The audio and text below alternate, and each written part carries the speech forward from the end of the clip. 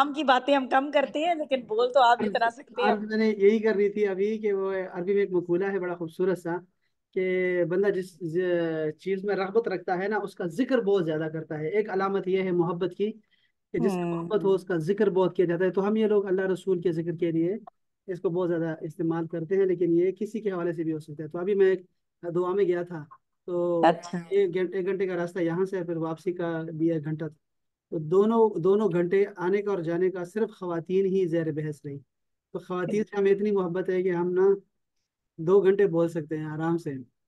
तो देख लें आप हमारी मोहब्बत, और आप हमारी फिर शागिर्द हैं तो माशाल्लाह से अच्छाई बयान की है औरतों की, क्या। ये तो नहीं हो सकता जिस महफिल में आप हो वहाँ अच्छाई बयान हो औरतों की।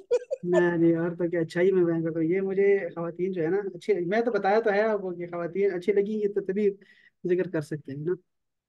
ये गलत फहमी है। मैं तो नहीं, जो बहुत मुझे जो बुरा लगता है वो भी इस नहीं दिल दुनिया से से जाता याद इस से। वो हिटलर ने जैसे कहा जिससे था, जख्म जिससे जख्म खाए हो वो उसको कैसे भूल सकता है इंसान। हिटलर ने यही कहा था ना कि दो बंदे जो है ना उनके दिल में मैं रहता हूँ, या तो जो मुझसे मोहब्बत कर रहे हैं वो मुझे याद रखते हैं, या जो मुझसे नफरत करते हैं वो मुझे याद रखते हैं। तो लेकिन ये है कि मुझे इस दुनिया से जो कुछ चीजें पसंद है ना उसमें से एक औरत है। देख लें आप। मजबूरी है ना, क्या करें। अच्छा, एक हदीस शरीफ बड़ी वायरल हुई है, वायरल होती है ना।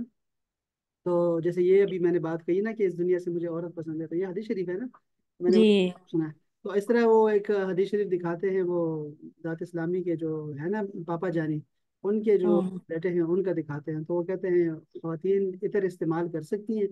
तो वो कहते हैं हाँ, वो इतर इस्तेमाल करे जिसकी खुशबू ना हो, महक ना हो। लो।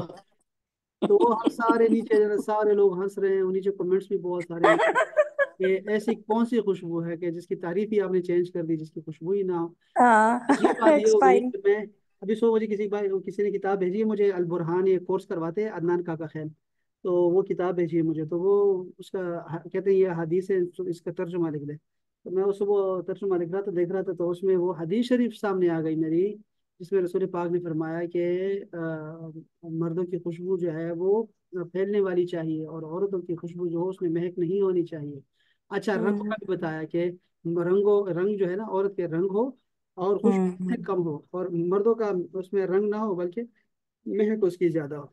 तो बाज़ औक़ात ऐसे होता है कि मुताला हमारा कम होता है, तो हमें पता नहीं होता कुरान और हदीस की चीजें ना। हम्म। हालांकि जैसे बाज अशार के जो मिसरे होते हैं, मिसरे वो इतने पॉपुलर होते हैं, पूरा शेर किसी को नहीं आता, लेकिन वो मिसरा याद रहता है हर एक, बिल्कुल। जुबान ज़द-ए-आम होता है। तो यहाँ भी ऐसा है कि बाज़ औक़ात हमें आयत की हमें ना शायद अरबी भी ना आती हो, लेकिन वो माना जो होता है वो इतना मशहूर हो जाता है कि वो हर एक को पता होता है वो आयत का तर्जुमा। तो हम्म। बाज़ औक़ात इस तरह अहादीस का भी यही हाल है। अहादीस भी हमें बाज़ औक़ात बहुत सारी अहादीस ऐसी हैं जो कि हर एक को पता है, शायद अरबी। लेकिन वो तो खैर सर ये कह रहे हैं ना कि बिल्कुल जिसकी खुशबू ही ना हो, वो तो बात ही खत्म हो गई। वो तो हदीस का तो ये मतलब है ना कि भाई जाहिर है कि जिस तरह से अगर कोई करीब आए जिस मकसद के लिए, जाहिर है आपने अपने हस्बैंड के लिए करनी है कुछ है, तो जाहिर है वो करीब आएगा तो सूंघेगा ना। अब गुजरते हुए मर्द को ना स्मेल आए, यानी खुशबू तो होती ही है ना। वो उसमें ये हुआ कि ये जो है ना अपना औरत जो जिसके बारे में आया है कि उस पे लानत करते हैं फरिश्ते, वो औरत जो कि इस नीयत से खुशबू लगाए कि दूसरे सूंघे उसको, गैर मर्द नामहरम उसको सूंघे, तो तब जाके वो उस पे लानत होती है। तो हमारी सर औरत। दरअसल ये गलती भी तो है ना कि अगर हम अहदीस सुनाते हैं या कोई भी बताता है, हाँ, तो हम उसकी वजाहत नहीं करते, तो हर बंदा अपने दिमाग के हिसाब से उसका मतलब लेके उसको एप्लीकेबल समझता है।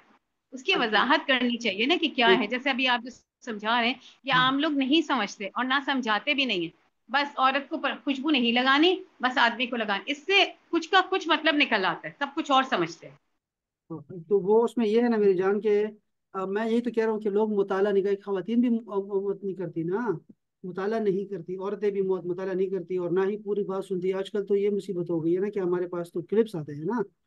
हाँ, तो क्लिप्स आते हैं, तो उससे जो है ना खराबी आ गई है कि लोग अधूरी बात सुन लेते हैं और बाकी सारा छोड़ देते हैं। मैं क्या खुद कह रहा हूँ, मैं खुद हंस रहा था ये जब ये मैंने सुना वो क्लिप देखा, तो वो तो लाजिम बात है सारे लोग ही हंसेंगे।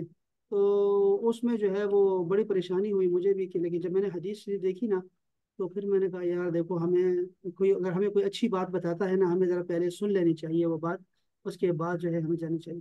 یہ حدیث شریف ذرا دیکھیے گا، میں آپ کو چونکہ یہ فتوی آپ کو اس لیے دکھاتا ہوں تاکہ آپ کو نا صحیح بات کا پتہ لگے، ہر چیز کا مسئلہ آپ کو پتہ ہونا چاہیے۔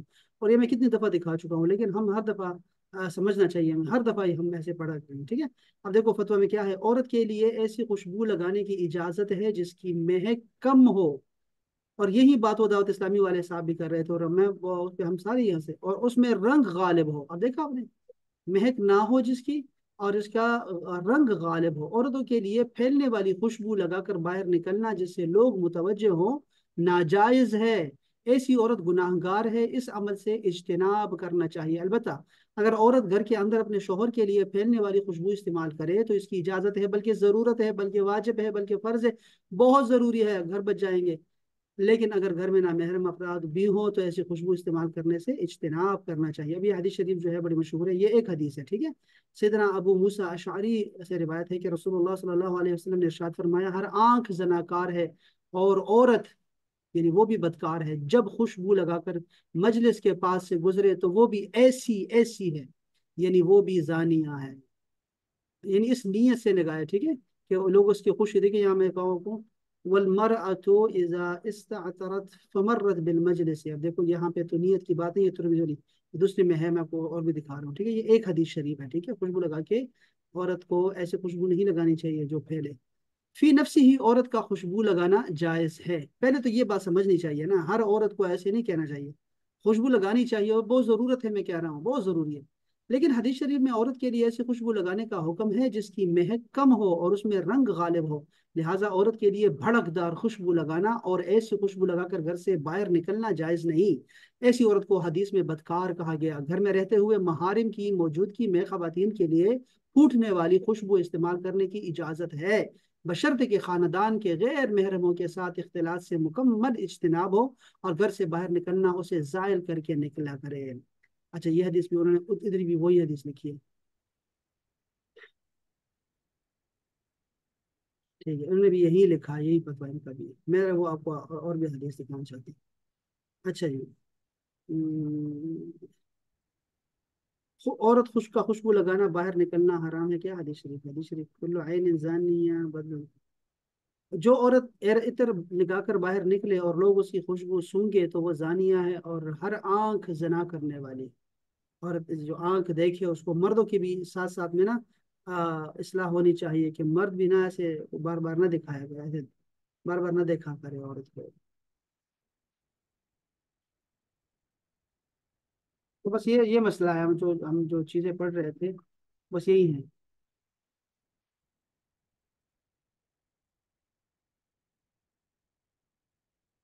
مہک نہ ہو، یہ ہم شروع پڑھ رہا تھا۔ ہاں، یہ ابھی حدیث شریف دیکھیے،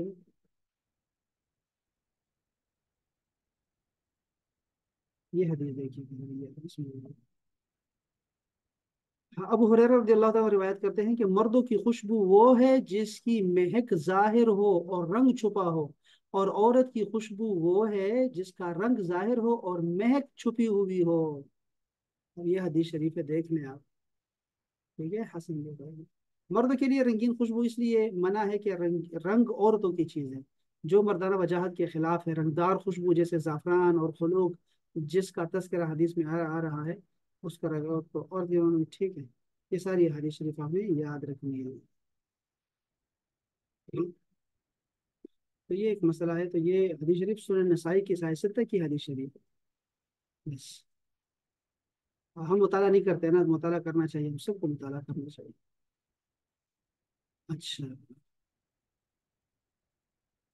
ٹھیک ہے بس۔ چلیں، بسم اللہ الرحمن الرحیم، اعوذ باللہ من الشیطان الرجیم، بسم اللہ الرحمن الرحیم۔ ولا تنکحوا المشرکات، ولا تنکحوا اور نکاح نہ کرو، المشرکات مشرک عورتوں سے، حتی یؤمن یہاں تک کہ وہ مسلمان ہو جائیں، ولامۃ اور جو لونڈی ہے، مؤمنۃ مومنہ لونڈی، خیرن وہ بہتر ہے من مشرکتن مشرک عورت سے، ولو اعجبتکم اگرچہ تمہیں وہ مشرک عورت پسند ہی کیوں نہ ہو، تمہیں وہ مشرک عورت اس سے محبت ہی کیوں نہ ہو، اس سے تمہاری مومن لونڈی بہتر ہے۔ پھر فرمایا تیسرا جملہ، ولا تنکحوا المشرکین اور نہ ہی مشرک مردوں سے نکاح کرو، حتی یؤمنوا یہاں تک کہ وہ ایمان لے آئے، ولعبد اور جو غلام ہے، مؤمن مومن غلام، خیر من مشرکن وہ مشرک سے بہتر ہے، ولو اعجبکم اگرچہ وہ تمہیں پسند ہی کیوں نہ ہو، مشرک آدمی اس سے غریب اور غلام مومن بہتر ہے۔ اولئک یدعون الی النار یہ سارے مشرک جو ہے یہ دعوت دیتے ہیں دوزخ کی طرف، بلاوا دیتے ہیں، یعنی ان کے ساتھ شادی کرنا، ان کے ساتھ نکاح کرنا تمہیں دوزخ کی طرف لے جائے گا۔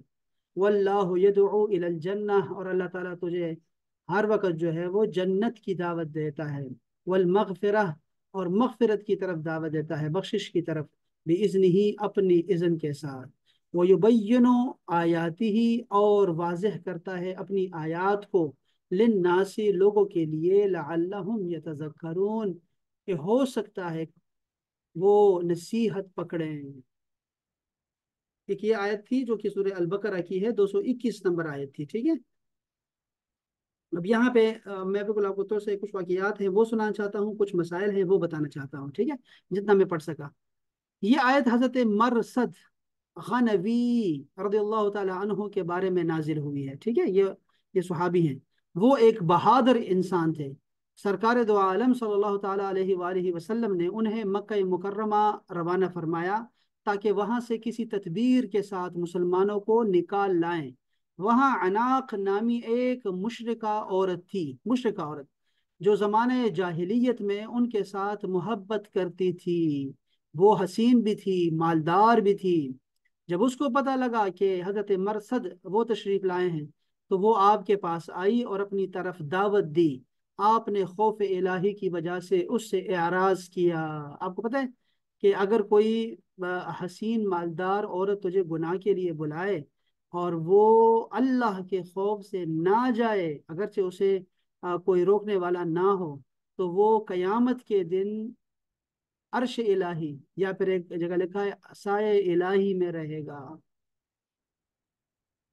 وہ جو سائے میں کھڑے ہوں گے نا ان میں سے ایک یہ شخص ہے۔ تو آپ سمجھ سکتے ہیں کہ یہ ساری تفاسیر، میں نے بھی ساری تفاسیر پڑھی ہیں، بہت ساری تفاسیر، ان میں یہی واقعہ لکھا ہے، اس آیت کا شان نزول یہی لکھا ہے۔ تو اس کا مطلب ہے کہ سارے لوگ گواہ ہیں کہ حضرت مرثد غنوی، ایسے تو اللہ تعالیٰ ویسے بھی ان سے راضی ہیں، لیکن وہ جو قیامت میں جو سائے تلے کھڑے ہوں گے وہ ان میں سے یہ مرثد غنوی بھی ہے۔ اللہ تعالیٰ ہمیں بھی کوئی سبب بنا دے۔ 7 طرح کے لوگ ہیں جو سائے میں رہیں گے قیامت کے دن، اور جتنا میں پڑھتا جا رہا ہوں قیامت کے بارے میں تو پریشانی سی لاحق ہو گئی ہے۔ تو دعا کریں کہ اللہ تعالیٰ ہم سب کو اگر یہ وقت قبولیت ہے تو اللہ تعالیٰ ہم سب کو جو ہے وہ کسی بہانے سے اپنے رحمت کے سائے میں کر لے، اور قیامت کے دن کے وحشت سے، خوف سے، تنہائی سے، اور وہ جو پسینے میں لوگ ڈوبے ہوں گے، وہ شرمساری سے، رسوائی سے اللہ تعالیٰ ہمیں محفوظ فرمائے، اور اپنے سائے تلے اللہ تعالیٰ ہم سب کو جو ہے وہ جگہ عطا فرمائے۔ تو حضرت مرثد جو تھے وہ انہوں نے کیا کہا؟ اللہ تعالیٰ کا ڈر ہے، حالانکہ رسول اللہ تو مدینہ منورہ میں ہے، میں نے کہا نہیں مجھے اللہ تعالیٰ سے ڈر ہے، اور فرمایا اسلام اس کی اجازت نہیں دیتا۔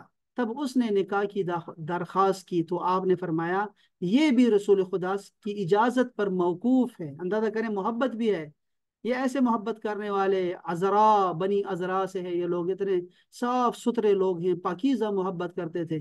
اندازہ کریں، آپ کو کہہ رہے ہیں رسول اللہ کی اجازت ہوگی تو تب نکاح کر سکوں گا تجھ سے، جائز کام بھی رسول اللہ کے حکم سے ہی کروں گا۔ چنانچہ پھر اپنے کام سے فارغ ہو کر جب آپ نبی کریم صلی اللہ علیہ وسلم کی خدمت میں اقدس میں حاضر ہوئے تو صورتحال عرض کر کے نکاح کے متعلق دریافت فرمایا، تو اس پر یہ آیت کریمہ نازل ہو گئی، اور فرمایا گیا کہ مشرکہ عورتوں سے نکاح کی اجازت نہیں ہے اگرچہ وہ تمہیں پسند ہی کیوں نہ ہو۔ البتہ یہ یاد رہے کہ اہل کتاب یعنی یہودی عیسائی عورت سے نکاح کرنا جائز ہے۔ اس کی تفصیل ہم بعد میں کریں گے، ابھی میں آپ کو بتاتا ہوں اس کے بارے میں۔ اور یہ جو فرمایا نا کہ وَلَا أَمَةٌ مُؤْمِنَةٌ خَيْرٌ مِّن مُشْرِكَةٍ، کہ مشرک عورت سے تمہاری لونڈی جو مومنہ ہے وہ بہتر ہے۔ تو اس کا شان نزول یہ ہے کہ ایک روز حضرت عبداللہ بن رواحہ رضی اللہ تعالی عنہ نے کسی خطا پر اپنی باندی کو تمانچہ مارا، تھپڑ مارا۔ اب دیکھیے ذرا، صحابی ہیں، تھپڑ مار دیا ایک بچی کو، ٹھیک ہے، باندی کو۔ پھر نبی کریم صلی اللہ علیہ وسلم کی خدمت اقدس میں حاضر ہو کر ذکر کیا۔ سرکار دو عالم صلی اللہ تعالی علیہ وآلہ وسلم نے اس کی ایمانی حالت کے متعلق دریافت کیا، یعنی وہ جو باندی ہے اس کے بتاؤ وہ مومنہ ہے یا کافرہ ہے، مشرکہ ہے، کیا ہے؟ تو آپ نے عرض کیا کہ وہ اللہ تعالیٰ کی وحدانیت اور حضور اقدس کی رسالت کی گواہی دیتی ہے، نمازیں پڑھتی ہے اور رمضان کے روزے رکھتی ہے، اچھی طرح وضو بھی کرتی ہے اور نماز بھی پڑھتی ہے۔ تو حضور پر نور صلی اللہ علیہ وسلم نے ارشاد فرمایا وہ مومنہ ہے۔ اب رسول اللہ کی گواہی آ گئی اس خاتون کے بارے میں جس کا نام بھی ہمیں نہیں پتا۔ اللہ، کتنے خوش نصیب لوگ تھے یہ سارے کے سارے۔ حضرت عبداللہ بن رواحہ نے عرض کیا تو اس ذات کی قسم یا رسول اللہ جس نے آپ کو سچا نبی بنا کر مبعوث فرمایا ہے، میں اس کو آزاد کر کے اس کے ساتھ نکاح کروں گا۔ چنانچہ آپ نے ایسا ہی کیا۔ اندازہ کریں، لونڈی سے نکاح کرنا، اور وہ بھی یعنی ایسے ہوتی تھی نا، بازار سے خریدی ہوتی تھی، ایسے ہوتی تھی۔ اب اس سے نکاح کون کرتا تھا؟ یعنی لوگ نہیں کرتے تھے نکاح، وہ تو ان کو تو بڑا کمی کمی سمجھتے تھے۔ ہمارے معاشرے میں لوگ نوکروں کو کمی کمی سمجھتے ہیں، ملازموں کو، تو یہ تو لونڈی ہوتی تھی، خریدا ہوتا تھا۔ تو اندازہ کریں کہ اس سے نکاح فرمایا آپ نے، آزاد کر کے نکاح فرمایا۔ تو چنانچہ آپ نے ایسا ہی کیا۔ اس پر لوگوں نے آپ کو پیغور دیا، تانا دیا کہ تم نے ایک سیاہ فام باندی کے ساتھ نکاح کیا، حالانکہ فلاں مشرکہ آزاد عورت تمہارے لیے حاضر ہے، وہ حسین بھی ہے، مالدار بھی ہے۔ اس پر یہ آیت اتری ہے کہ باندی بہتر ہے مشرک عورت سے، مومنہ ہونی چاہیے بس۔ مسلمان باندی مشرکہ عورت سے بہتر ہے، خواہ وہ مشرکہ آزاد ہو اور حسن و جمال کی وجہ سے اچھی معلوم بھی ہوتی ہو۔ یہ بات ہمیں سمجھ آ گئی۔ اب حدیث کا جو آیت کریمہ کا تیسرا ٹکڑا ہے، فرمایا اور مشرکوں کے نکاح میں نہ دو جب تک وہ ایمان نہ لے آئیں۔ یہ عورت کے سرپرستوں سے خطاب ہے کہ اپنی مسلمان عورتوں کو مشرکوں کے نکاح میں نہ دو۔ مسلمان عورت کا نکاح مشرک اور کافر کے ساتھ باطل اور حرام ہے، ٹھیک ہے؟ مشرک کافر لوگ تو تمہیں جہنم کی آگ کی طرف بلاتے ہیں، چنانچہ جبکہ اللہ تعالیٰ تمہیں اپنی مغفرت کی طرف بلاتا ہے اور تمہیں نصیحت فرمانے کے لیے تم پر اپنے احکام نازل فرماتا ہے۔ اس آیت میں آج کل کے مسلمانوں کے لیے بہت واضح حکم موجود ہے۔ انتہائی افسوس ہے کہ قرآن میں اتنی صراحت اور وضاحت سے حکم آنے کے باوجود مسلمان لڑکوں میں مشرکہ لڑکیوں کے ساتھ اور یوں ہی کافر لڑکوں اور مسلمان لڑکیوں میں باہم شادیوں کا رجحان بڑھتا جا رہا ہے، خاص طور پر ان علاقوں میں جہاں کفار و مسلم اکٹھے رہتے ہوں۔ مغربی طرز زندگی نیز لڑکیوں اور لڑکوں اور لڑکیوں کی مخلوط تعلیم جہاں اور تباہیاں مچا رہی ہے اور بے حیائی کا طوفان امڑ آیا ہے، وہی باہم ایسی حرام شادیوں کے ذریعے زندگی بھر کی بدکاری کے سلسلے میں جاری اور ساری چل رہا ہے۔ اس تمام صورتحال کا وبال ان لڑکے لڑکوں پر ہے جو ان میں ملوث ہیں، اور ان والدین پر بھی جو راضی خوشی اولاد کو اس جہنم میں جھونک دیتے ہیں، اور ان حکمرانوں اور صاحب اختیار پر بھی اس کی جو ہے نا وہ وبال ہے اس کا، جو ایسی تعلیم کو رواج دیتے ہیں یا باوجود قدرت اس کا انسداد کرنے کی کوشش نہیں کرتے، اور یوں ہی اس کا وبال ان نام نہاد جاہل دانشوروں، لبرلزم کے مریضوں اور دین دشمن قلمکاروں پر بھی ہے جو اس کی تائید اور حمایت میں ورق کو سیاہ کرتے رہتے ہیں۔ تو یہ ہم نے سمجھا ہے اس مسئلے کو۔ یہ جو ابھی شادیاں کر رہے ہیں، شاہ رخ خان نے ہندو لڑکی سے شادی کی ہے، سیف علی خان نے ہندو سے کی ہے، اور اس کو لبرل یعنی طبقہ ہے کہ ہم بڑے ماڈرن ہیں اور ہم بڑے، تو یہ ساری کی ساری بدکاریاں ہیں ساری۔ یہ نکاح ہوتا ہی نہیں ہے سرے سے، یہ نکاح نہیں ہوتا، اور وہ ادھر بھی لگے ہوتے ہیں، وہ جو ہے وہ اپنے منتر بھی پڑھتے رہتے ہیں ساتھ میں، اور یہ بھی جو ہے نا مسلمان بھی کرتے ہیں، وہ والا نکاح بھی پڑھتے ہیں۔ تو یہ نکاح ہوتا ہی سرے سے نہیں ہے، اور یہ عمر بھر کی بدکاریاں ہیں۔ تفسیر تبیان القرآن سے بھی تھوڑا سا دیکھیے، ابھی تک جو میں پڑھ رہا تھا وہ صراط الجنان سے پڑھ رہا تھا، جو مختصر ترین تفسیر ہے، وہ اچھی تفسیر ہے، اور یہ تفسیر جو ہے یہ تفصیلی ہے، تفسیر تبیان القرآن غلام رسول سعیدی صاحب کی۔ فرماتے ہیں اس سے پہلے جو آیت گزری ہے، اللہ تعالیٰ نے یتیم کے ساتھ مخالطت کا جواز بیان فرمایا ہے، جس کا تقاضا یہ تھا کہ یتیم کے مال کے ساتھ اپنا مال مخلوط کرنا بھی جائز ہے۔ ایسا نہیں ہے کہ اس کے لیے کھانا بنا دیا تو بچ گیا تو پھر وہ کوئی کھائے ہی نہ، کیونکہ یہ یتیم کا مال ہے، ایسا نہ ہو کہ اس کا حق کھا لیں، ایسا نہیں ہے۔ آپ ماحول کو دیکھو اور کر سکتے ہو، سارا کچھ کھا بھی سکتے ہو، آپس میں سی رہو۔ تو اس میں سے پھر یہ ہوا کہ یتیم لڑکے اور یتیم لڑکی کا نکاح کے ساتھ بھی ایک جو مسئلہ تھا نکاح کا، وہ بھی سامنے آ گیا۔ تو اس آیت کریمہ میں اللہ تعالیٰ نے نکاح کے بعض مسائل بیان فرمائے کہ مشرک مردوں کے ساتھ مسلمان عورتوں اور مشرک عورتوں کے ساتھ مسلمان مردوں کا نکاح جائز نہیں ہے۔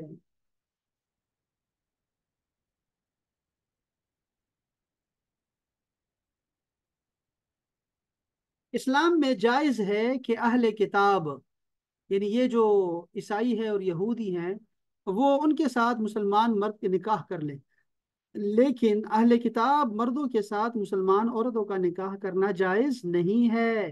قرآن مجید نے مشرک عورتوں سے نکاح کی ممانعت کے باوجود کتابیہ یعنی کہ یہودی اور عیسائی عورت کے ساتھ نکاح کو اجازت دی ہے۔ اور اہل کتاب کا ذبیحہ تمہارے لیے حلال ہے اور تمہارا ذبیحہ ان کے لیے حلال ہے، اور تمہاری آزاد پاک دامن مسلمان عورتیں اور تم سے پہلے اہل کتاب کی آزاد پاک دامن عورتیں تمہارے لیے حلال ہیں، جبکہ تم ان سے نکاح کر کے ان کا مہر ادا کر دو، نہ ان سے ظاہراً بدکاری کرو اور نہ خفیہ آشنائی کرو۔ اب سوال یہ پیدا ہوتا ہے کہ یہ اللہ تعالیٰ نے مشرک عورتوں سے نکاح کی ممانعت کر دی، تو پھر کتابیہ سے نکاح کی اجازت کیوں دی؟ حالانکہ اہل کتاب یہودی اور عیسائی وہ بھی آج کل مشرک ہیں۔ تو قرآن مجید میں اللہ پاک نے فرمایا، خود فرمایا ہے کہ وقالت الیہود عزیر ابن اللہ، عزیر ابن اللہ، وقالت النصارى المسیح ابن اللہ، کہ یہود جو ہیں وہ کہتے ہیں عزیر اللہ کا بیٹا ہے، اور نصارہ کہتے ہیں کہ مسیح اللہ کا بیٹا ہے۔ دیکھو خود کہہ رہے ہیں۔ اس کا جواب یہ ہے کہ ہر چند کہ یہود و نصارہ دونوں مشرک ہو گئے ہیں، لیکن قرآن مجید کی اصطلاح ہے کہ اس نے بت پرستوں پر مشرکین کا اطلاق کیا، بت پرستوں پر، اور یہود و نصارہ پر اہل کتاب کا کیا ہے۔ اس کی وجہ ہے نا، کافر، اللہ پاک نے فرمایا کافروں میں سے اہل کتاب اور مشرکین یہ پسند نہیں کرتے، تو دونوں کو الگ کیٹیگری دے دی۔ کافر اہل کتاب اور مشرکین بغیر واضح دلیل کے اپنے دین کو چھوڑنے والے نہ تھے، تو یہاں بھی دونوں کو الگ الگ ذکر کیا۔ دوسرا جواب یہ ہے کہ ہر چند مشرک عورتوں میں اہل کتاب عورتیں بھی داخل ہیں، لیکن اللہ تعالیٰ نے مشرکات کے عموم سے اہل کتاب عورتوں کو مستثنا کر دیا ہے، اور یہ اصطلاح میں عام مخصوص عنہ البعض ہے۔ امام سیوطی نے یہی فرمایا ہے کہ اہل کتاب، عبداللہ بن عباس سے انہوں نے مروی ہے کہ اہل کتاب کی عورتوں کو مستثنا کر لیا گیا ہے۔ اللہ پاک نے فرمایا اور اہل کتاب کی آزاد پاک دامن عورتیں تمہارے لیے حلال ہیں۔ اب اس میں ایک فرق ہے نا، فرق کیا ہے؟ فرق یہی ہے کہ یہ بحث جو ہے نا خالص مشرک عورتوں کی ہو رہی ہے۔ اہل کتاب کی جو عورتیں ہوتی ہیں، اہل کتاب والی یہودی اور نصارہ، یہ ہے کہ مشرک نہ خدا کو مانتا ہے، نہ کتاب کو مانتا ہے، نہ رسول کو مانتا ہے، نہ قیامت کو مانتا ہے، نہ جزا کو مانتا ہے، نہ سزا کو مانتا ہے، نہ حلال و حرام کا قائل ہوتا ہے۔ اس کے برعکس جو اہل کتاب ہیں یہود و نصارہ، یہ ان تمام امور کو مانتے ہیں۔ ان کے کفر کی صرف وجہ یہ ہے کہ انہوں نے غلو محبت میں اپنے اپنے رسول کو خدا اور خدا کا بیٹا کہہ دیا، اور ہمارے رسول کو مانتے نہیں ہیں، لیکن وہ بھی آخرت کو مانتے ہیں اور بہت اللہ کو مانتے ہیں اور بہت ساری چیزیں مانتے ہیں وہ لوگ۔ تو وہ تھوڑے سے الگ کیٹیگری کے لوگ ہیں۔ جو دوسری بحث ہے نا، سوال جو پیدا ہو رہا ہے وہ یہ ہے کہ مسلمان مردوں کا نکاح تو ہو سکتا ہے اہل کتاب عورتوں کے ساتھ، لیکن مسلمان عورتوں کا اہل کتاب مردوں کے ساتھ نکاح نہیں ہو سکتا۔ اس کی وجہ تو سب کو ظاہر ہے، سب کو پتہ ہے، اس لیے کہ یہ جو ہماری گھریلو زندگی ہوتی ہے نا، اس میں مرد ہی جو نا وہ فیصلے کرتا ہے، اور اس کا گھر میں قبضہ بھی ہوتا ہے، اقتدار بھی ہوتا ہے۔ عورت فطرتاً جو ہے وہ نیچے رہتی ہے اس کے، اور گھر کی محکوم بن کے رہتی ہے۔ اگر کسی یہودی یا عیسائی اور مرد کے ساتھ مسلمان عورت کا نکاح جائز ہوتا تو عین ممکن تھا کہ وہ مسلمان عورت اپنے کافر شوہر کے اعتقاد اور خیالات سے متاثر ہو جاتی اور اسلام کو چھوڑ کر مرتد ہو جاتی۔ اس کے برعکس جب شوہر مسلمان ہو اور بیوی یہودی یا عیسائی ہو، تو چونکہ گھر میں حاکم اور مقتدر شوہر ہوتا ہے، اس لیے گھر میں اسلامی ماحول ہوگا اور لٹریچر فراہم ہوگا، اور اس اہل کتاب عورت کو اسلام کے قریب سے دیکھنے، پڑھنے اور سمجھنے کا موقع ملے گا۔ اسلامی معاشرہ، اسلام کی تہذیب اور مسلمان خاندان سے میل جول اور ربط و ضبط کی وجہ سے اس کے اسلام قبول کرنے کے بہت ذرائع میسر ہوں گے، اور وہ جلد یا بدیر مسلمان ہو ہی جائیں گی۔ بس یہ چل رہا ہے۔ اچھا، تیسری جو میں تفسیر پڑھنا چاہ رہا ہوں وہ تفسیر ہے، تفسیر میرا یہ تفسیر معارف قرآن ہے، معارف القرآن۔ اس میں شفیع اکاڑوی صاحب جو ہیں وہ فرماتے ہیں،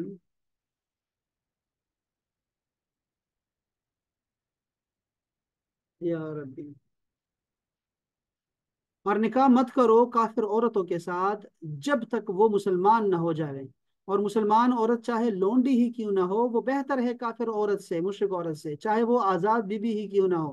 گو وہ کافر عورت بوجہ مال و جمال کے تم کو اچھی ہی لگتی ہو، مگر پھر بھی واقع میں مسلمان عورت ہی سب سے اچھی ہے، اس سے اچھی ہے کم سے کم۔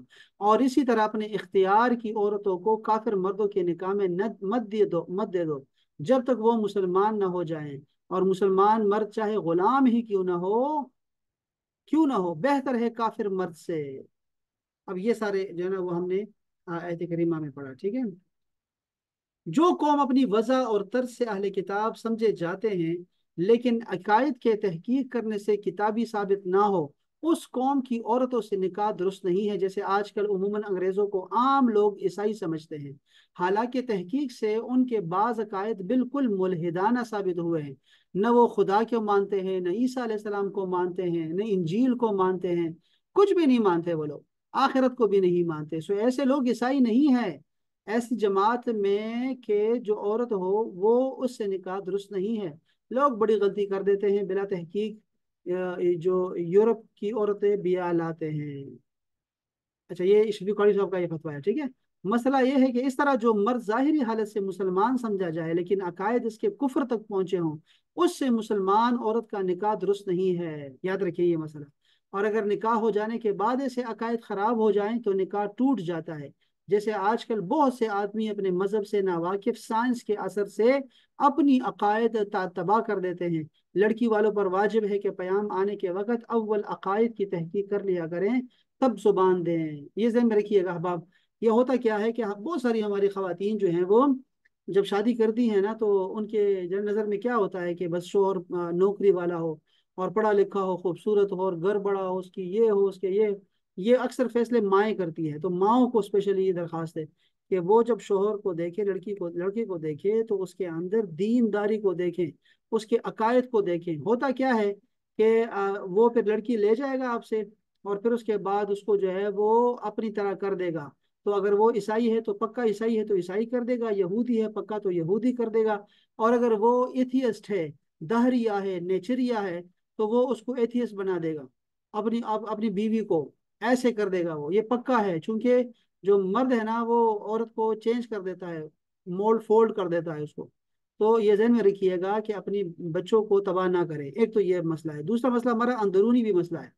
اندرونی مسئلہ ہمارا یہ ہے کہ آپ جب بھی شادی کروایا کریں تو اپنے خاندان میں ہی کیوں نہ ہو، خاندان میں بھی پہلے پوچھ لیا کہ بندہ لڑکا سنی ہے یا پھر وہ انجینئر مرزا کے پیچھے چلا ہوا ہے، یا ساحل الدین کے پیچھے پڑا ہوا ہے، یا وہ اور جتنے لوگ ابھی جو پھر رہے ہیں ایسے جو جن کا دین و مذہب کا کچھ پتہ نہیں، سرے سے کوئی مذہب ہی نہیں ان کا، سرے سے کوئی وہ الگ سے ایک مذہب بنا کے بیٹھے ہوئے ہیں، کوئی مذہب کا نام ہی نہیں ہے ابھی تک، وہ خود ہی اپنے مذہب کے امام ہیں، وہ کسی امام کو نہیں مانتے۔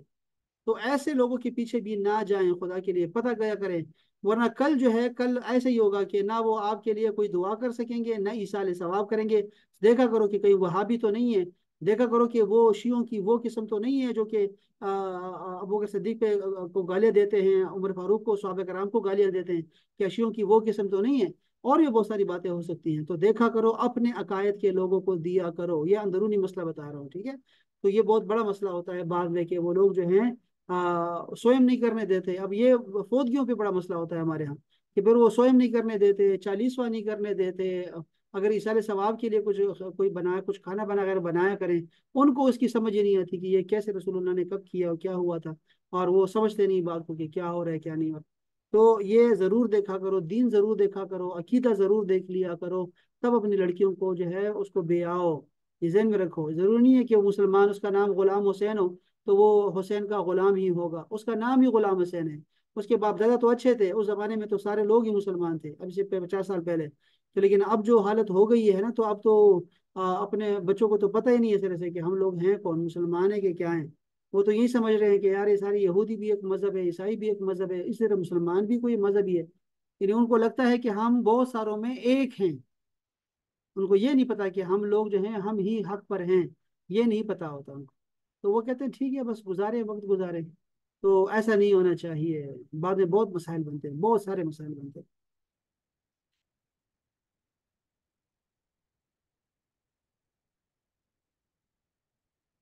انہوں نے بھی وہی بات کی ہے کہ اگر عورت کو بیاہ کے لاؤ گے تو پھر ٹھیک ہے اہل کتاب سے، لیکن اپنی لڑکیوں کو اہل کتاب کو نہ دو، کیونکہ وہ ان کو خراب کر دے گا، پھر آپ اپنی لڑکیوں سے بھی ہاتھ دھو بیٹھو گے۔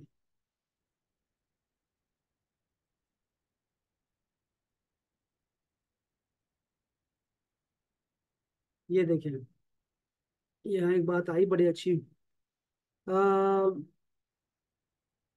قابل غور بات یہ ہے کہ اہل کتاب یہود نصارہ کی عورتوں سے مسلمان مردوں کی نکاح کی اجازت کے بھی معنی یہ ہے کہ اگر نکاح کر لیا جائے تو نکاح صحیح ہو جائے گا، اولاد ثابت النسب ہوگی، لیکن روایات حدیث اس پر شاہد ہے کہ یہ نکاح بھی پسندیدہ نہیں ہے۔ یہ جو ہمارے ابھی بچے جا رہے ہیں یو کے جا رہے ہیں اور وہاں پہ شادی کر لیتے ہیں فلپینوں سے، اور ایسے کسی کو پکڑ لیتے ہیں اور شادی کر دیتے ہیں، اور سمجھتے یہ ہے کہ اسلام میں تو اس کی اجازت ہے۔ ہر چیز کی جو اجازت ہوتی ہے، میں کئی دفعہ کہہ چکا ہوں آپ کو، یہ مسئلہ پھر آ گیا ہے کہ ہر جائز چیز جو ہے وہ معیار نہیں ہوتی، چیز تو جائز ہوتی ہے لیکن وہ جو ہے وہ اس کو ہر ایک کے لیے اویل کرنے کی اجازت نہیں ہوتی۔ تو یہ ہمارے لڑکے جاتے ہیں اور وہاں لڑکیوں سے شادی کر لیتے ہیں، ایسا یہ اس کی کوئی جو ہے نا کوئی اس کی کوئی اس کو تشجیح نہیں دلائی گئی ہے، موٹیویٹ نہیں کیا گیا اس بارے میں۔ رسول کریم صلی اللہ علیہ وسلم نے فرمایا کہ مسلمانوں کو اپنے نکاح کے لیے دیندار صالح عورت تلاش کرنی چاہیے تاکہ خود اس کے لیے بھی دین میں معین ثابت ہو، مددگار، اور اس کی اولاد کو بھی دیندار ہونے کا موقع میسر آئے۔ اور جب غیر دینی متدین آدمی مسلمان عورت سے نکاح پسند نہیں کیا گیا تو کسی غیر مسلم سے کیسے پسند کیا جا سکتا ہے؟ آپ سمجھ گئے ہیں بات کو، کہ اگر رسول پاک نے فرمایا کہ 4 چیزوں کی وجہ سے شادی ہوتی ہے کسی عورت سے، اس کے مال، اس کے جمال، اور اس کے حسب و نسب کے سے، ٹھیک ہے، اور آخری چیز ہے دینداری، اخلاق اس کا، 4 چیزیں ہوتی ہیں شادی کی ہے، تو اللہ کے رسول نے فرمایا کہ دینداری کو دیکھو، مال کو نہ دیکھو، جمال کو نہ دیکھو، اس کے حسب نسب کو نہ دیکھو، اس کے دیکھو تو دینداری کو دیکھو، اندازہ کرو آپ، اور فرمایا کہ کامیاب ہو جاؤ گے، اس طرح زندگی اچھی گزر جائے گی۔ تو اگر ایسا ہی اگر بے دین آدمی کو پسند کیا گیا اور پسند نہیں کیا اللہ تعالیٰ نے بے دین کو، اور جس کا وہ جو کام نہیں کرتا صحیح طریقے سے دین پہ عمل نہیں کرتا، تو غیر مسلم کو کیسے پسند کر سکتا ہے؟ بس وہ جائز ہے۔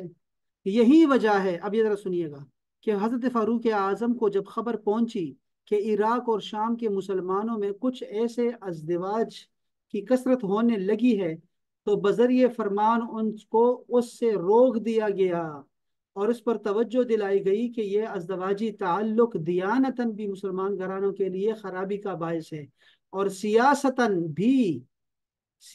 بھی ہمیں، اور آج کل کے اہل کتاب رسوارا اور ان کے سیاسی مکر و فریب اور سیاسی شادیاں اور مسلم گھرانوں میں داخل ہو کر ان کو اپنی طرف مائل کرنا، ان کے راز حاصل کرنا وغیرہ، جس کا اقرار خود بعض مسیحی مصنفین کی کتابوں میں ہے۔ میجر جنرل اکبر کی کتاب ہے حدیث دفاع میں اس کی تفصیلات موجود ہے۔ اسی طرح حضرت امیر معاویہ، انہوں نے ایک دفعہ کیا کیا کہ ایک کافر کو اپنا سیکرٹری رکھا، ایک کافر آدمی کو اپنا سیکرٹری مقرر کر دیا۔ حضرت عمر فاروق کو جب خبر پہنچی کہ آپ نے کافر کو رکھا ہوا ہے تو آپ نے فرمایا کہ تم نے کیا کیا، مسلمان نہیں ہے؟ تو اس نے کہا کہ یہ کافر بڑا اچھا ہے اور وہ بڑا اپنے کام کو سمجھتا ہے۔ تو حضرت عمر فاروق نے فرمایا کہ اگر یہ مر جائے تو تم کیا کرتے؟ تو وہ کہتے میں کسی اور مسلمان کو پکڑ لیتا۔ تو آپ نے فرمایا کہ یہ تمہارے لیے مر چکا ہے، بس اب تم کسی مسلمان کو لے لو۔ अपने पास मुसलमानों को रखो। इसी तरह हज़रत उमर फारूक जो हैं, उन्होंने ज़कात के मसारिफ में से एक मसरफ ये भी था कि अगर कोई गैर मुस्लिम गरीब है उसको भी ज़कात दे सकते हो, ताकि उसका दिल इस्लाम की तरफ मायल हो। हज़रत उमर फारूक ने इसको बंद कर दिया। उन्होंने फरमाया कि ये अब जो है इस्लाम में मुसलमानों को ज़रूरत है, तो हमें मुसलमानों को ये ज़कात देनी चाहिए। आप समझ सकते हैं बात को कि कितना नुकसान होता है जब गैर मुस्लिमों के साथ आपका रवैया जो है ना वो नरम पड़ता है। तो ये भी बड़ी अच्छी बात थी जो मैंने कहा आपको बता दूं। इसी तरह ये तफसीर रूहुल बयान से कुछ चीज़ें मैं आपको अर्ज कर दूं। फरमाते हैं इमाम सखावी रहमतुल्लाह तआला अलैह, मकासद हसना किताब है उनकी बड़ी प्यारी, उसमें उन्होंने एक हदीस नकल की है कि अल अरवाह जुनूदुन मुजन्नदा, कि तमाम अरवाह एक बड़ा लश्कर है जिसे एक दूसरे से उस वक़्त तारुफ हुआ, उस वक़्त यानी ठीक है, सारे अरवाह जो हैं वो एक दूसरे से मिली हुई हैं। और ये जो हम आजकल बैठते हैं ना, ये हम जो हमारी दोस्ती है और हम लोग ऐसे बड़े प्यार मोहब्बत से रहते हैं, एक फैमिली की तरह बातें करते हैं, और हमारी प्यार मोहब्बत है वो अल्लाह रसूल के लिए है।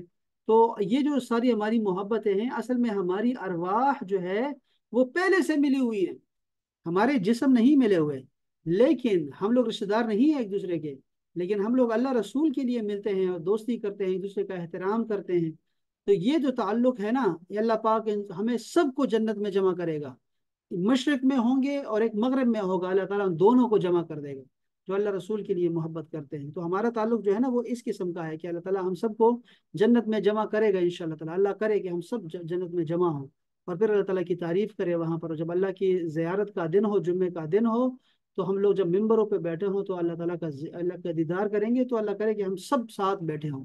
हमने अल्लाह ताला की बहुत सारी बातें की हैं, हमने अल्लाह के रसूल की बातें की हैं, तो हम अपनी आंखों से वहां देखेंगे, मिल के देखेंगे इंशाल्लाह। तो ये जो अरवाह हैं ये एक दूसरे से क्या करते हैं, मोहब्बत करते हैं, आज भी इनकी मोहब्बत आपस में है। और वो शनासाई जो आलम अरवाह में हुई थी, वो अभी तक सारी जिंदगी जो है उसको निभा रहे हैं। ये हदीस शरीफ जो आपको बताई है, ये एक इसका पीछे एक वाकया है कि हजरत सईद आयशा फरमाती हैं कि मक्के मुअज्जमा में एक औरत थी जिसका नाम था, जिसका काम ये था कि वो कुरैश की औरतों को हंसाया करती थी।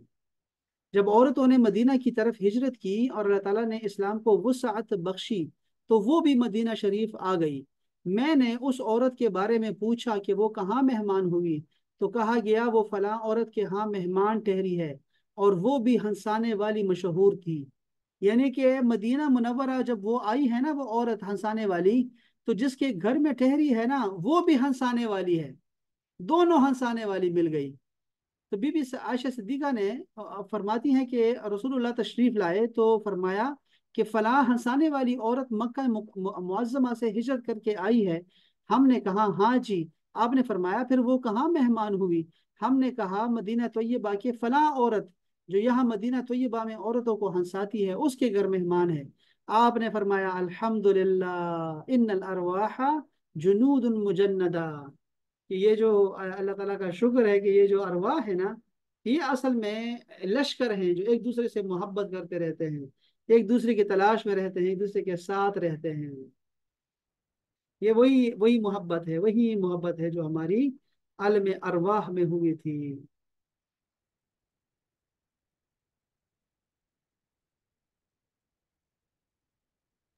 सर इसी से रिलेटेड एक और भी तो है ना कि जो हजरत उमर रजी तआला अन्हु और शायद हजरत अली थे या हजरत अबू बकर सदीक रजी तआला अन्हु थे, तो वो आपस में ये बात कर रहे थे कि अ, ऐसा क्यों हाँ होता है, यानी कि हमें अल्लाह ताला ने जो है वो नेकी के लिए किया है कि भाई हम लोगों को नेकी की दावत दें और बुराई से रोकें। हाँ लेकिन फिर भी ऐसा होता है कि हमें बाज औक़ात वो इंसान बुरा होता है लेकिन हमारे दिल को बड़ा अच्छा लग रहा होता है, और हाँ दूसरी तरफ ये होता है कि कोई बंदा वैसे बहुत नेक होता है लेकिन हमें इतना अच्छा नहीं लग रहा होता, हमारे दिल को अच्छा नहीं लग रहा होता। तो उस पे जो है वो उन दोनों में से किसी एक ने ये कहा था कि यही सवाल मैंने नबी करीम सल्लल्लाहु अलैहि वसल्लम से भी पूछा था। तो उन्होंने ये कहा था कि जब क़यामत वाले दिन जो है वो रूहें मतलब बनी थी, तो अल्लाह ताला ने कुछ की कुछ के साथ मोहब्बतें ठहरा दी थी और कुछ की नफरतें ठहरा दी थी। तो अब जब वो दुनिया में आते हैं तो वो बिल्कुल उसी तरीके से फिर वो उनका आपस में एक सुभान ताल्लुक अल्लाह हो जाता है। सुभान अल्लाह सुभान अल्लाह, ऐसा ही है, बिल्कुल ऐसी बात। ये जरा मैं आपको सुनाता हूँ, ठीक है। यहाँ से बहुत सारी जो है ना यहाँ पे हदीस है। یہ دیکھیں،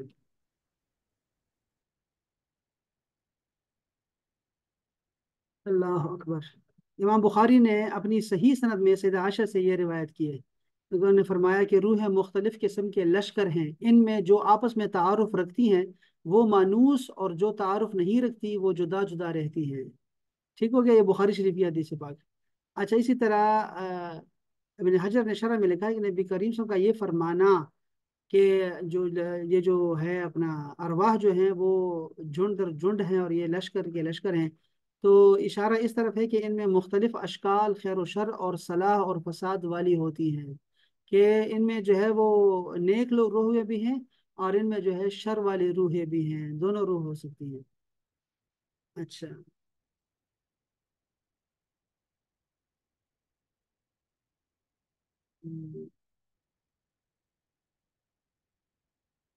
یہ حدیث شریف صحیح مسلم میں ہے۔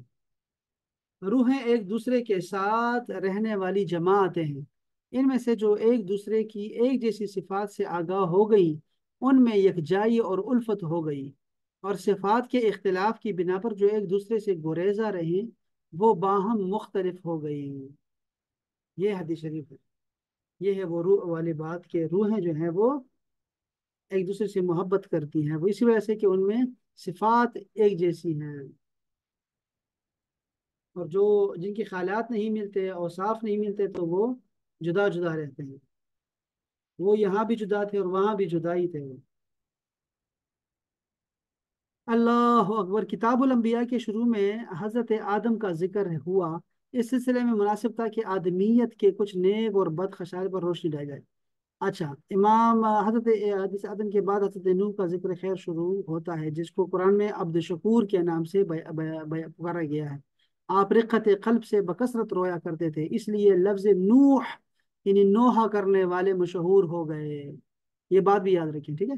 روحیں عالم ازل میں لشکروں کی طرح یکجا تھی، سنیں یہ بات، عالم ازل میں روحیں لشکروں کی طرح یکجا تھی، جن روحوں میں باہمی تعارف ہو گیا تھا وہاں ان سے دنیا میں بھی کسی نہ کسی دن میلاپ ہو ہی جاتا ہے، اور جن میں باہمی تعارف نہ ہو سکا وہ دنیا میں بھی باہمی طور پر میل نہیں کھاتی ہے۔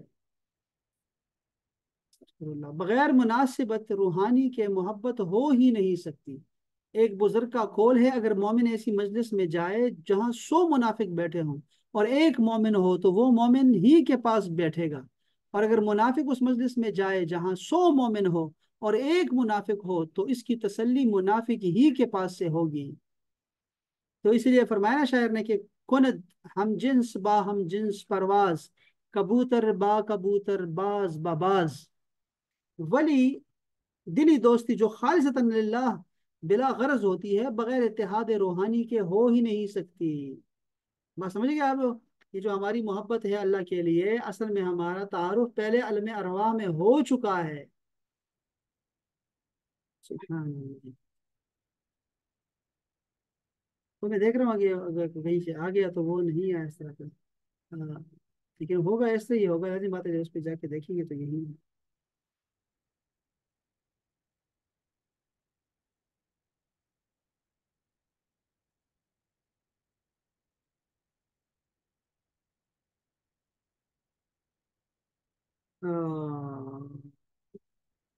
روحوں کے ہجوم الگ الگ تھے، پھر وہاں جن روحوں میں آپس میں پہچان ہوئی تھی ان میں یہاں بھی محبت ہوتی ہے، اور جو وہاں غیر تھی یہاں بھی وہ خلاف رہتی ہے۔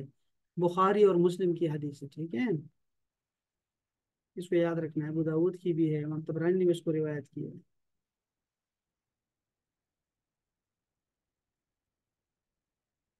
ہاں، تو یہ تھی بڑی اچھی باتیں تھی، بڑی خوبصورت باتیں تھی، اللہ جو ہے اس کو قبول فرمائے، اور بس اتنا کافی ہے اس کے لیے، یہ جو مسئلہ ہمارا ہے، ویسے ہم دیکھ سکتے ہیں نا کہ یہ جو کرتے ہیں شادی کرتے ہیں، یہ ہندو عورت ہندو عورت سے شادی،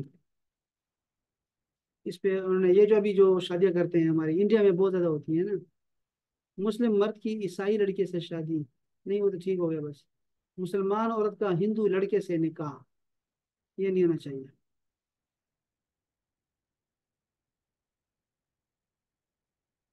مسلم عورت کا اہل کتاب سے نکاح.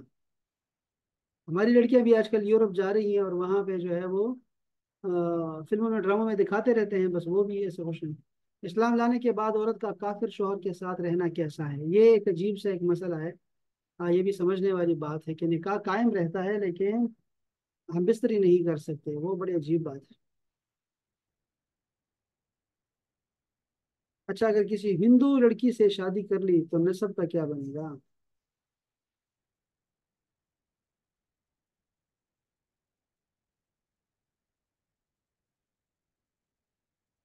یہ فتویٰ دیکھ لیتے ہیں بس خری. واضح رہے کہ ثبوت نسب کے لیے ضروری ہے کہ جس عورت سے نکاح کیا جا رہا ہے اس سے نکاح کرنا صحیح بھی ہو. نکاح باطل سے نسب ثابت نہیں ہوتا. لہذا کتابیہ، یعنی جو اہل کتاب آسمانی مذہب کو ماننے والی کے علاوہ کسی مشرک اور ہندو لڑکی سے نکاح جائز نہیں ہے. یہ نکاح منعقد ہی نہیں ہوتا اور اس کے نتیجے میں پیدا ہونے والی اولاد بھی حلال اور ثابت النسب نہیں ہوگی. ٹھیک ہو گیا نا؟ یہ جو شاہ رخ خان نے شادی کی ہے، سیف علی خان نے کی ہے، اور بہت سارے لوگ کرتے ہیں، تو ان سے نکاح ہوتا ہی نہیں ہے. لیکن کیا انہوں نے قرآن مجید کو نہیں پڑھا ہوگا؟ ہمارے لوگ اتنے پڑھے لکھے لوگ نہیں پڑھتے. کوئی نہ سر، ان کو تو ویسے ہی کوئی فرق نہیں پڑتا. ان کا ہاں. وہ یاد ہے نا سر، وہ جس طرح سے یہ کہا جاتا ہے کہ جی قیامت والے دن جو ہے جب اللہ تعالیٰ کچھ لوگ جو ہیں وہ رہ جائیں گے، نبی کریم صلی اللہ علیہ وسلم جب سب کی شفاعت کر لیں گے تو اللہ. پھر بھی کچھ لوگ رہ جائیں گے، تو تب وہ اللہ تعالیٰ سے کہیں گے کہ بھئی میرے ابھی بھی کچھ امتی ہیں جو کہ رہ گئے ہیں. تو ہاں. اس وقت اللہ تعالیٰ فرمائے گا کہ ان کے نام مسلمانوں والے ہیں لیکن یہ در حقیقت مسلمان نہیں ہیں، ہاں جی، وہ فرشتہ ان کا بابا یہ ایسا. وہ لوگ ہیں. تو جی یہ لوگ ایسے ہی کرتے ہیں. اور یہ تو دیکھو نا، یہ دیکھو بات ایک عام سے ایک کام ہے، چلو نماز نہیں پڑھتے، کوئی اور مسئلہ ہے نا، تو وہ تو اور بات ہے نا. یہ تو دیکھو، یہ تو شادی کرنا تو بہت اہم فیصلہ ہے نا. یہ جو نے شادی کی ہے، آپ کیا سمجھتے ہیں؟ سیف علی خان نے جو کرنے سے شادی کی ہے، تو کیا اس نے ویسے ہی نکاح کر دیا کہ پسند آ گئی چلو نکاح کر لیتے ہیں؟ ایسا تو نہیں ہے. باقاعدہ سے انہوں نے حساب لگایا ہوگا کہ اس عورت سے میں شادی کر رہا ہوں تو مجھے کتنا پروفٹ ہوگا، کتنا مجھے فائدہ آئے گا، اور اس کے بعد کیا ہوگا، اس کے بعد کیا ہوگا، اس کو میں کیسے رکھوں گا. سارا کچھ انہوں نے حساب لگایا ہوگا نا. لیکن دین کے بارے میں حساب نہیں لگایا. اور اگر کوئی ان کو بتائے بھی کہ دین میں شادی نہیں ہوتی، ان کو اس سے کوئی فرق نہیں پڑتا. تو وہ تو خیر، لیکن یہ مسئلہ یہ ہے نا، مسئلہ ہمارے لیے بن جاتا ہے، ہمارے بچوں کے لیے مسئلہ بن جائے گا، ہمارے لوگوں کے لیے مسئلہ بن جائے گا. چونکہ وہ تو یہ دیکھ رہے ہیں نا کہ شاہ رخ خان جا رہا ہے مندروں پہ، جا رہا ہے اور وہ اس کے سارے سارے کر رہا ہے، سارے اس کے جتنے بھی ہوتے ہیں وہ تہوار ہوتے ہیں وہ منا رہا ہے، اور یہ سب یہ کر رہا ہے. تو وہ تو یہ جو جس کو سٹار کہتے ہیں، سٹار، تو یہ لوگ تو ہمارے جو ہے نا وہ ہمیں ہمارے کلچر کو چینج کر دیتے ہیں. یہ ظالم لوگ یعنی اتنا زیادہ اثر رکھتے ہیں ٹی وی کا اور یہ فلموں کا اور یہ. تو ان لوگوں کا اگر شادی کرنا جو ہے نا وہ ہم پہ اثر انداز ہوتا ہے. یہ بڑا خطرناک ہے. اس لیے ہمیں اپنے بچوں کو بتانا چاہیے. اور ایسا نہیں ہے کہ بچوں کو کھلم کھلم چھوڑ دیا کریں. جب ہم لوگ بچوں کو ایسے اسکولوں میں پڑھاتے ہیں نا جو غیر مسلم کے ہوں، عیسائیوں کے اسکولوں میں ڈالتے ہیں، جیسے بہت سارے ایسے ہم دیکھیں ہمارے لوگ پڑھ رہے ہیں عیسائیوں میں، تو ان کو لگتا ہے جیسے اس سے کوئی فرق نہیں پڑے گا، وہاں اسلامیات پڑھاتے ہیں. تو یہ بہت غلط فہمی ہے ان کو بہت غلط فہمی ہے ان کو، کہ ہمارے بچے جو اس پہ اثر نہیں کریں گے، بالکل اثر کریں گے، اور وہ ایسے بڑے ہو جائیں گے کہ پھر آپ کی بات نہیں مانیں گے. تو اس لیے ایسے چیزوں سے ہٹیں، دور رہیں، اور اچھے جگہوں پہ پڑھایا کریں بچوں کو. یہ اسکولوں سے کوئی فائدہ نہیں ہوگا ان کو، بچوں کو. یہ جو آپ پڑھا رہے ہیں یہ اتنا بڑا اسکیم ہے اس صدی کا اور پچھلے صدی کا.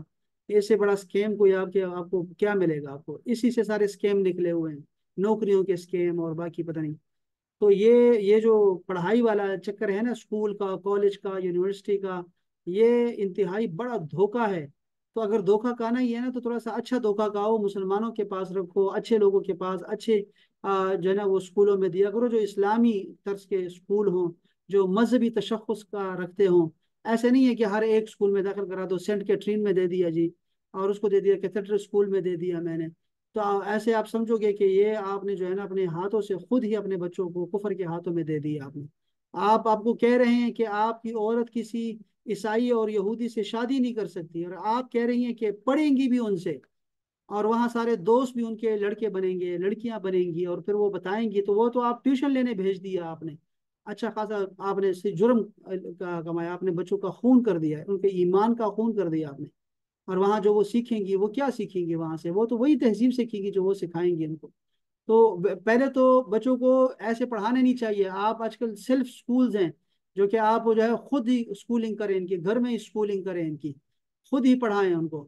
لیکن اگر ایسا نہیں کر سکتے اور ابھی تک اس کا رواج نہیں عام ہوا، بڑے لوگوں میں تو ہے، چھوٹے لیول پر نہیں ہے یہ چیز، تو اس میں یہ ہے کہ چلو آپ اسکول بھیج بھی دیتے ہیں تو اچھے اسکول میں بھیجو، اسلامی اسکول میں بھیجو، جو اسکارف پہنائے اور جو کلمے یاد کروائے، جو حفظ کروائے، جو ترجمے کروائے، ایسے اسکول میں بھیجو۔ کیونکہ تم نے خانہ پوری ہی تو کرنی ہے کہ اتنے میٹرک پاس کر دیا، اس نے بی اے کر لیا، اس نے ایم اے کر لیا، پی ایچ ڈی کر لی، تمہاری تو یہی ہے، تم اسی میں مر جاؤ گے، تمہارے بچے یہی کرتے رہیں گے بس ساری زندگی، کچھ دیکھو گے نہیں تم، سکون سے نہیں لینے دو گے اس کو کہ آرام سے وہ کچھ کرے۔ تو اگر یہی کرنا ہے، دھوکہ ہی کھانا ہے، تو کم سے کم وہ مسلمانوں سے کھاؤ اور انہی کے ہاتھ میں رہے، تاکہ کم سے کم خراب تو نہ ہونا بچے۔ یہ ہو رہا ہے، یہ بڑا خطرناک ہے، بہت خطرناک ہے۔ ہمارے ابھی آج کل جو اسکولوں میں پڑھایا جا رہا ہے، جو ہماری یونیورسٹیز میں پڑھایا جا رہا ہے، وہ سب ایتھیسٹ بنا رہے ہیں پکے پکے۔ اللہ تعالیٰ خیر فرمائے، بس چلیں اتنا کافی ہے ہمارے لیے آج کے لیے، سلامت رہیں، یہ اللہ قبول فرمائے، اتنا بھی کافی ہے۔ بینش بھابھی بھی آ گئی تھی ماشاء اللہ، ماہدہ بھی آ گئی۔ رات کو انشاءاللہ پڑھیں گے مہپارہ، وہ جو آپ نے کہا ہے نا مہپارہ، او ہو مہپارہ، ہاں ہے مہپارہ، وہ میں کہہ رہا تھا کہ انشاءاللہ رات کو ہمارا میں نے آپ بھیجا تو ہے وہ، رات کو ہماری سورہ کافرون انشاءاللہ تعالی ہم اس کی تجوید پڑھیں گے، ساتھ میں کچھ ترجمہ بھی پڑھیں گے، ساتھ میں کچھ اور بھی میں نے بتایا ہوا ہے، علوم قرآن کا بھی پڑھیں گے۔ تو کلاس تو ہوگی 9 بجے انشاءاللہ تعالی، جو بتایا ہوا ہے انشاءاللہ۔